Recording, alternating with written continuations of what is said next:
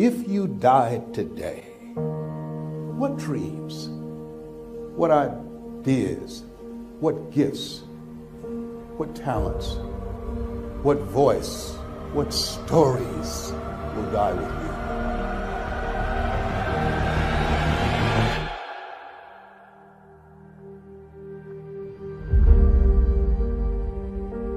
See, a lot of people go to work every day miserable, and all they do is just talk about how miserable they are, but they don't do anything about it.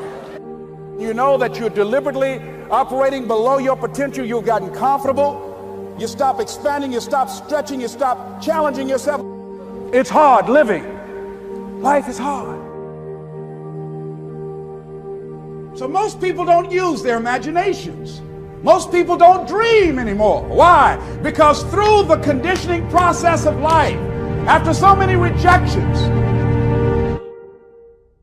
see, you know what you can do. You know what you have done, and you also have seen what has been done by others in your environment and by others in your circumstances. Then you look at where you want to go, and what most people do, they do that which they feel they know that can work because they've already done it or they've seen it done. And so they allow their negative history to determine the possibilities for them. And so when they run into a roadblock, even if they have something beyond their comfort zone, when they run into a roadblock, something happens to them. Most people allow life to control them and their circumstances. Look into the future. What is it you want? What is it you'd like to create for you? You want to make your dream come true, you got to stay focused. Some people rather get even than get ahead. Stay focused on where you want to go. This is not going to be it for my life. I deserve more than this.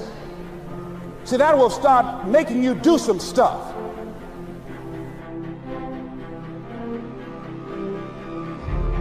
Not only is it possible for you to have your dream, but it's necessary. It's necessary that you have it, that you work on it, that you develop yourself, that you go for what is yours in the universe. The major key to your reaching your dream, your living up to your greatness, your making your contribution to your making things happen in your life is you. That you've got to take personal responsibility to make it happen. That you make it happen, that you don't give up, that you don't take any objection or disappointment or defeats personally, that you keep on keeping on, that you don't decide that I can't make it because you can't see the light at the end of the tunnel. Live your life with passion,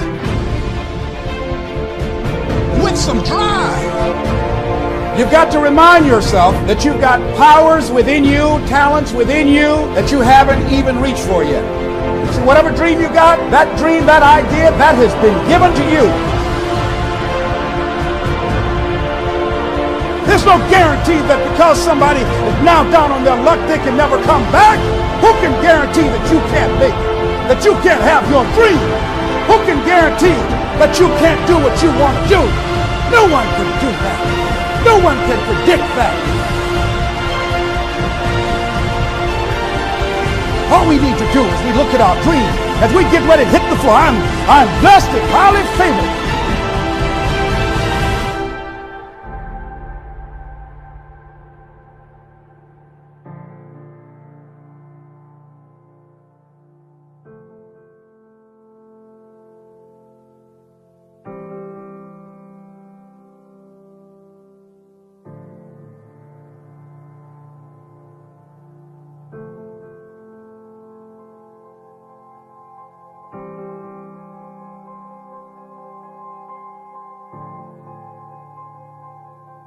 How could a man hit a target he could not see?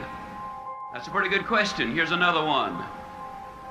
How can you hit a target you do not have? Besides, planes are built for flying. Ships are built for sailing. Houses are built for living. And man too was built for purpose. He was designed for accomplishment. He's engineered for success. He's endowed with the seeds of greatness. And the greatest danger we as human beings have is when we do not do anything at all. People today complain of lack of time. It's not lack of time that's the problem, it's the lack of direction. Are you a wandering generality? Or are you a meaningful, specific?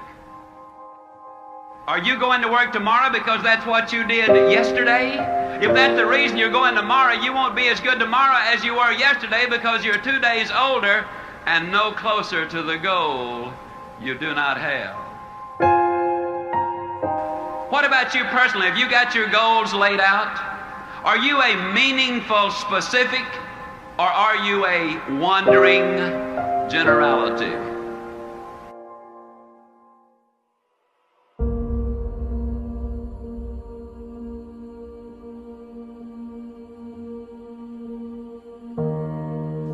See, you are part of an equation, and you are needed. Part of why we should begin to look at how we give up our lives, is that we've got to begin to see, what is it that I'm supposed to do? What is my life work? And then give ourselves to that. Because as we do that, ladies and gentlemen, I guarantee you, as you begin to take on this new era that we're in, if you decide that I'm going to begin to start living life, I'm going to start giving more of myself, I'm going to start putting out more, contributing more to life. Here's what's going to happen, ladies and gentlemen. I guarantee you that life will take on a whole new meaning for you. I guarantee you that life takes on a whole new dimension. That you'll be happier, you have a greater sense of happiness and fulfillment in life, that now you will begin to take off on some new paths to some newer horizons. That you'll begin to see life totally different than most people.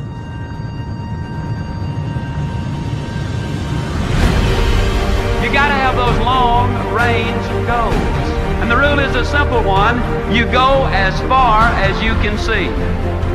And when you get there, you'll always be able to see further. Are you a wandering generality? Or are you a meaningful specific? And most of us go through life because we're not using that which we've been given, that we are punished, that we're going through life getting up in the morning with no reason to get up. There's a scripture, when I heard it, I couldn't understand it. I say, how cold? He that hath shall get, and he that hath not, even that he has shall be taken away. He that hath a generous view of life, he that has courage, he that hath initiative, he that hath resourcefulness. I say it with all of my heart. I know in my mind that man was designed for accomplishment, that he's engineered for success, that he is endowed with the seeds of greatness.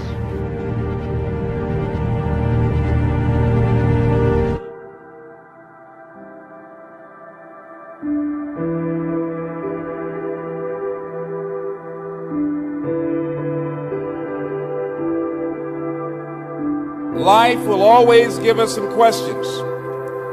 There will be times when we have to take time to search ourselves. And saying, with all of these things out here, these roadblocks and these obstacles, what is it going to require on our part to make it happen? What's the final determining factor that will determine whether or not we're losers or winners in life? And here's what the answer is. It's you. No, it's not your circumstances. No, it's not your past. It's you. You're going to determine that. No, not what happened to you. No. It's you. It's you. You will determine whether or not this mission that you're on, and I believe that we're all on a mission. I believe that we all have a purpose, and we didn't just show up just to work every day and face some hard experiences in life, or go home after work and pop a can of beer and sit in front of the television set. No, I don't think that life is like that for us. I think that we all showed up here on a divine mission to do something.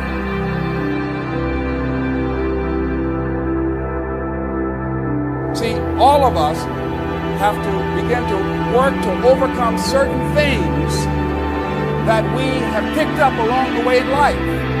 You've got to watch the energy that you're around, and you've got to start searching yourself to to ask yourself, what is it? Is this really me? When you look in the mirror, when you look at your life, when you look at where you want to go, you got to ask yourself the question, is this really me? Samuel Smiles says, life will always be to a large extent what we ourselves make it. What we make it. What you make your life. Not what circumstances will make of it. Not what other people will make of it. But what you make of your life. That's what your life will be. Not what other people say it will be. Not what the environment will try and dictate to you. No, what you make it.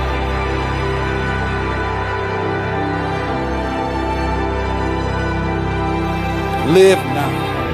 A common consciousness to keep people from living up to their true potential. Here's something that we must begin to realize and acknowledge. We were all created to be winners. All of us. How can you prove that?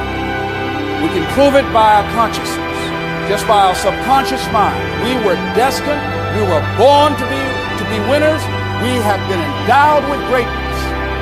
And I think the challenge is to begin to become in alignment with who we truly are and work diligently to manifest our greatness. And I'll give you an example that all of us do that demonstrate this. If you ever dream, whenever I had any dreams, I've never been an athlete before. But anytime I have any kind of dream about sports or movies or anything, I'm always the star. A friend of mine, she did her father's eulogy, and people were amazed at her, how they knew that she was daddy's little girl. They knew that they were very close, inseparable. And I asked her, how did you handle that? How did you do that?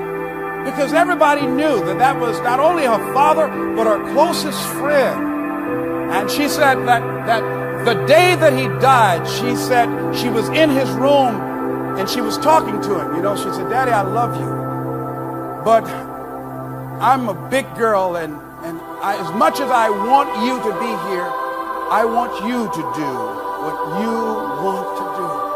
But I must tell you, Daddy, I love you and I'm going to miss you. I'm afraid of thinking of life without you.